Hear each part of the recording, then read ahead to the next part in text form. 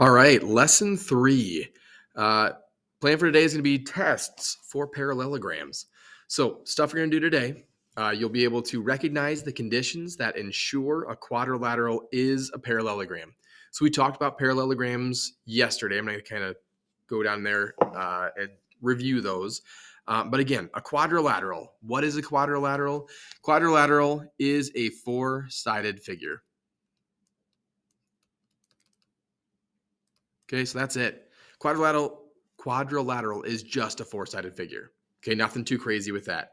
So a quick little reminder on what makes something a parallelogram. First one is if the opposite sides are going to be equal to each other. So if those two are the exact same length and these two are the exact same length, no matter what, they're going to be a quadrilateral. Okay.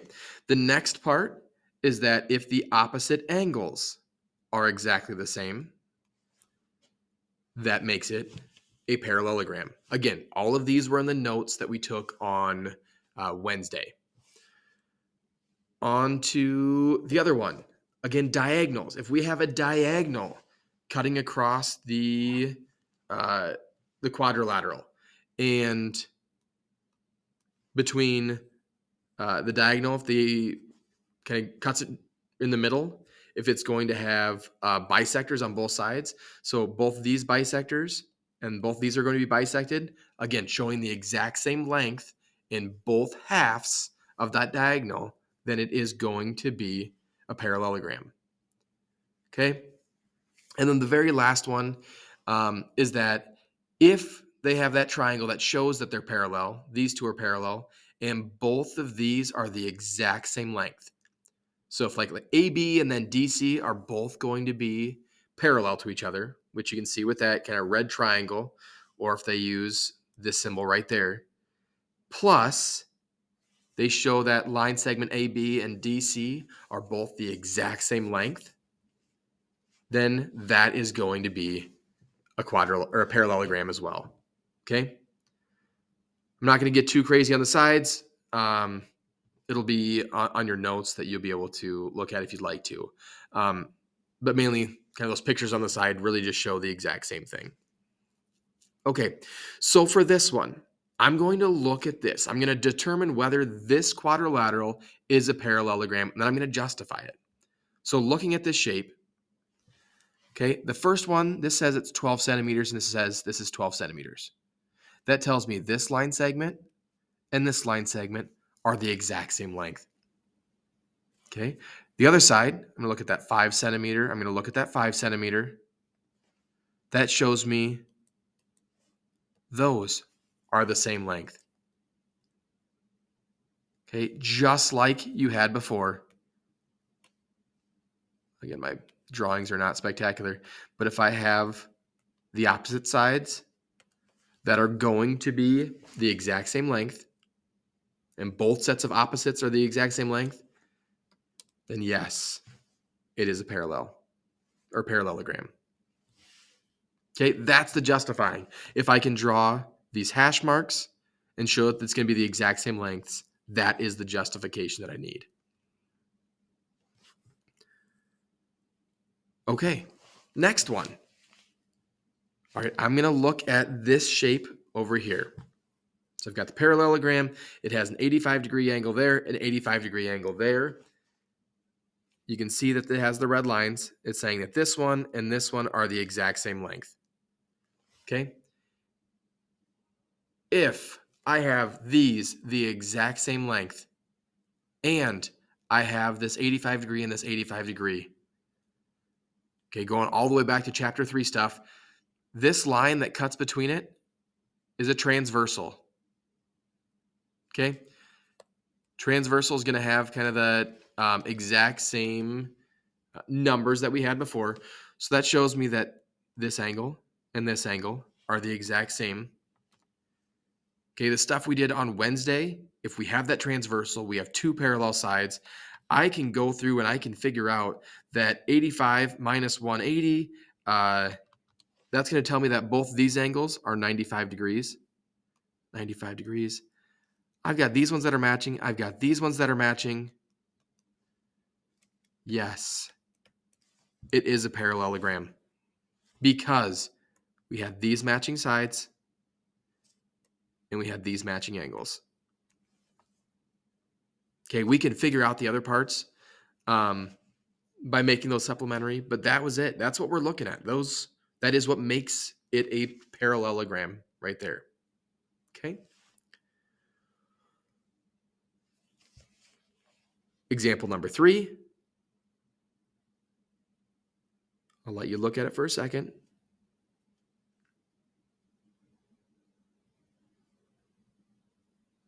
Hopefully, looking at that, you figured out that this number here and this number here, the exact same length. This number here are the exact same length. That tells me that this side is the same, these sides are the same, which makes this a yes. It is a parallelogram. Okay. All right. So for this next part, we're going to do kind of the exact same thing, but we're going to try to solve for the x values and the y values to figure out if it's going to be, or how to make it, the quadrilateral a parallelogram. So I'll zoom in for you. I'll let you see it. I'll give you a couple seconds to write that down, or go ahead and hit pause if you need more time.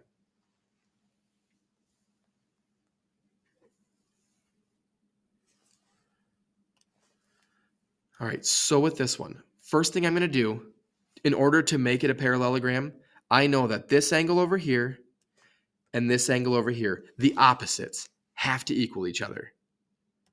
Same thing with this. I know that this angle and this angle have to equal each other. The opposites have to equal each other. And if they do, it's a parallelogram. So I can set these up. I know that 56 has to equal 7x. So I'm going to divide by 7, divide by 7. That tells me the value of x is going to equal 8. Perfect. So far I've got 8, or x equaling 8. To solve for my y's, again, they're opposites. Because they're opposites, I'm going to make them equal to each other. So I've got 4y plus 4 equals 5y minus 26. Okay, I'm still going to go through. I'm going to do the algebra stuff so that way I can get y all by itself. So I've got 4 equals y minus 26 plus 26 here plus 26 here. That tells me that y equals 30. That should be a 6. Okay. Y equals 30. That's it, guys. Again, it's kind of like what we did on Wednesday. We're just going to go through some of these extra steps just to prove that it is going to be a parallelogram. All right, on to the next example. Okay, I'm going to zoom into here. We've got the sides. Remember, to prove it's a parallelogram, I need these ones to be the same and these ones to be the same. I'm going to give you 1 minute to see what you can come up with. I want you to find the x value, and I want you to find the value for the y. So 1 minute.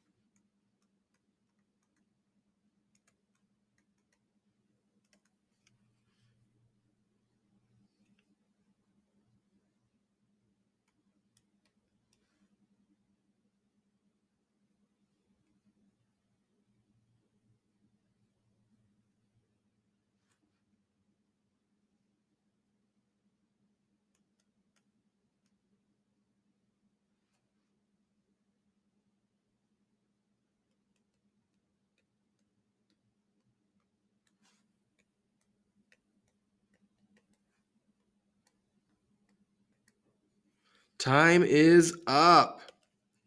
All right, let me get rid of that.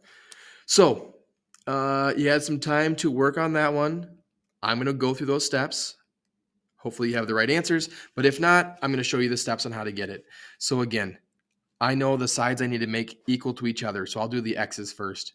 I've got a 3x plus 4. That needs to equal 5x minus 2. I'm going to solve for the x first. So I get 4 equals 2x minus 2 plus 2 to both sides. That gives me 6 equals 2x. Divide both sides by 2. My x value equals 3. Hopefully that's what you got. As for my y's, I'm going to set both of those up equal to each other as well. So I got 4y minus 9. That equals 2y plus 5. Again, I want to get the y all by itself, so 2y. That turns into a 2y minus 9 equals 5 plus 9 to both sides. I get 2y equals 14. My y value equals 7 when I divide both of those by 2.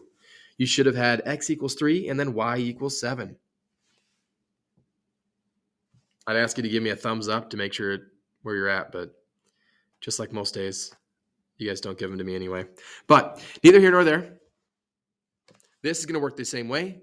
Again, I've got these angles. They're showing that they're parallel. I need to make sure that all the sides are going to be equal to each other. So I'll make these ones. I'll do these ones. I'll do these ones with you right now. Don't forget about the distributive property. Okay. So I'll start off. You go ahead and hit pause if you need some time to write this down. Otherwise, I'm going to keep on going. So to solve for my x's, I've got 4x minus 1 equals 3, and then in parentheses, x plus 2. I'm going to distribute all this stuff from this side. This turns into a 3x plus 6. And now I can go through and start to solve it. So minus the 3x, minus 3x. That gives me x minus 1 equals 6. Plus the 1, x equals 7. So far, so awesome. On to my second one. I'm going to get that 4y minus 2 equals 3. Then in parentheses, y plus 1. Don't forget about the distributive property. I get 4y minus 2 equals 3y plus 3. I'm going to do some subtraction. Minus 3y minus 3y. I get y minus 2 equals 3. Add the 2 over to both sides. And my value is y equals 5. Okay. Not too bad. This one is going to be a little bit like the stuff we worked on on Wednesday, the parallelogram, or using the formulas to go through it. Again, we had the midpoint formula. I showed you the distance formula. This one says justify our answer using the slope formula. So let me show you kind of how this one works first. Okay, I'm going to put my points down. So my first one's going to be at -1, +3. So my first point's going to be here. R value is going to be at 3, 1. Next value is going to be there. I'll put my letters down. I forgot about that. So that's my Q. Here's my R. Next one's going to be at 2, -3. 1, 2, 3, right there. That's going to be S. And then T is going to be at -2, -1. T will be there. Let me get a different color pen so you can see what I'm doing. Connect the dots between those. Over here. Over here. Okay. It says I need to determine whether the quadrilateral is a parallelogram, and I need to justify my answer. So the first thing I'm going to do is I'm going to go through and I'm going to figure out 2 of those lines that I'm going to work with. Again, we know that if they are the exact same slope and they're the exact same length, then they will be a parallelogram. So I need to have the same slope and the same length.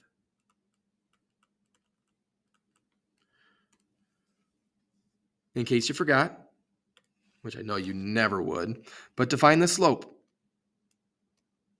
To find the slope, it'll be y2 minus y1 over x2 minus x1, x1. Okay, and then to find the length, the distance is going to be the square root of x sub 2, or yeah, I'll change it to x sub 1. X sub 1 minus x sub 2 squared plus y sub 1 minus y sub 2 squared, and then solve that. Okay. Again, it does not matter which one is the x1 and the x2 or the y1 and y2. Either way, because you're going to square it, it'll be positive. It will work no matter what. So I'm going to try to figure out which ones I want to work with. For my sake, what I'd like to do is I'm going to figure out for this length. I want to figure it out for QT and then RS. I need to figure out if it is the exact same. Okay. So first thing I'm going to do for QT, I want to find the slope between Q and T.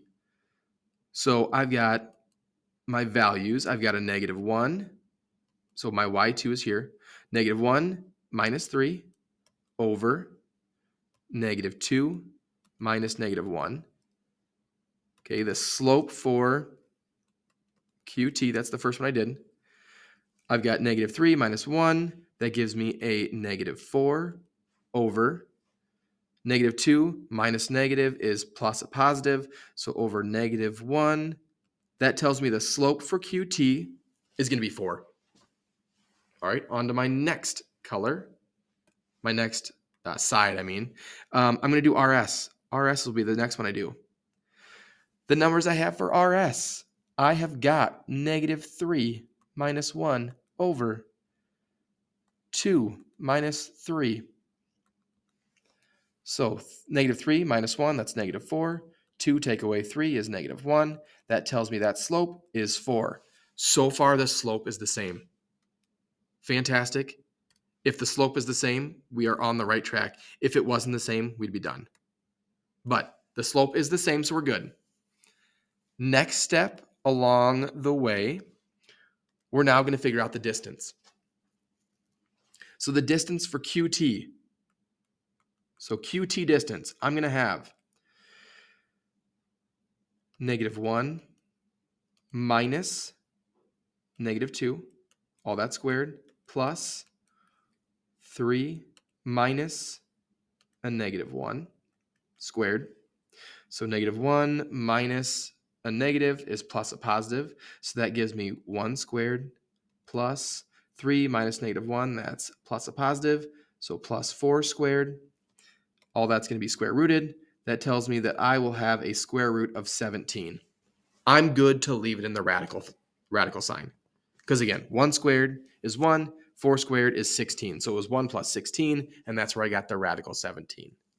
For RS, I'm going to do the same distance formula for that one.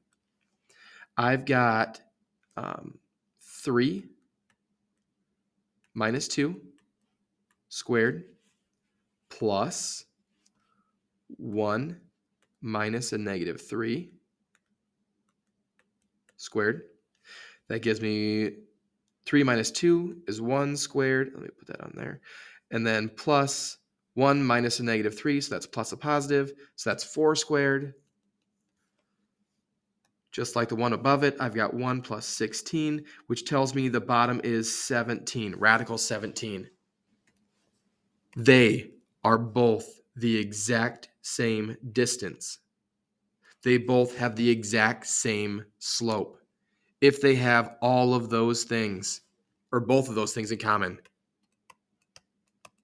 Yes, it is a parallelogram. Yahoo. Does that make sense on those steps I did? Okay.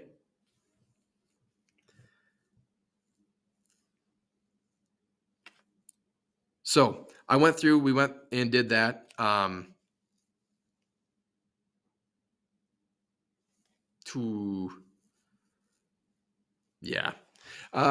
The other way, so we could do it with just the distance formula. I used the last one, I did the slope and the distance. If we were going to do just the slope formula, we would have done, whoops, we would have done the slope of this one, so the QT, the RS, then we would have done the slope of QR and then TS. If they were those opposites were the same, it still would have worked. I showed you guys how to do it using the distance. You would do the distance for all four of them. Okay. And that's going to be how that one would work. Again, if I wanted to do all the slope and only the slope, I would have done the QR and then the TS. If I want to do the distance and only the distance, I would have just done the distance formula. Okay. I will fill the bottom one out. Okay. Doing just the distance formula. I'm going to post it onto Google Classroom, but I will not, I won't go through that whole entire thing right now in the video unless you really, really want to watch it, and then I'll have it posted later. But otherwise, your assignment, page 418, 419, 18 through 24 even. I did cut down on what I told you the assignment was on the board at the beginning of the week. You should have enough time to work on it. Hopefully get it all done. You do only have one of those that needs to use the slope formula or the distance formula. And your other homework is to have fun at twerp if you're going to do that. And if not, have a great weekend, make good decisions, and I will see you all on Monday. Thanks, friends.